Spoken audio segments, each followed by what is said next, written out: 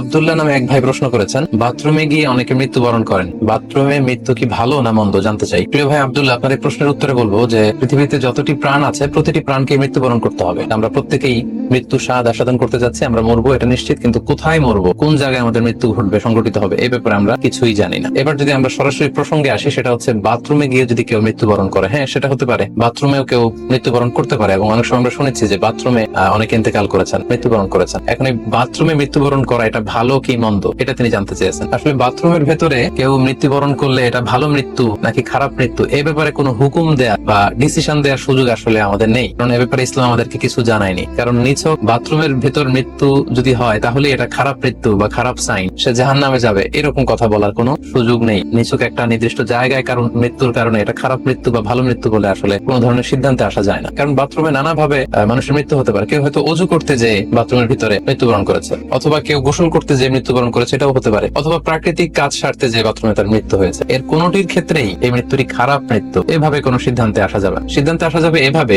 সে তার জীবনটা কিভাবে কাটিয়েছে। তিনি যদি ইমানের উপর থাকেন, ইস্তেকামতের উপর থাকেন, আল্লাহ এবং আল্লাহ রাসূলের উপর দৃঢ় বিশ্বাসের উপর থাকেন, তিনি যদি সৎ কর্ম করে থাকেন এই পৃথিবীতে, তাহলে তার বিদায়টা, তার মৃত্যুটা ভালো মৃত্যু হয়েছে বলে আমরা প্রবল ধারণা রাখতে পারি। কিন্তু কে জান্নাতি হবে আর কে জাহান্নামী হবে, এ ব্যাপারে শুধুমাত্র আল্লাহ তাআলা ডিসিশন দিতে পারেন।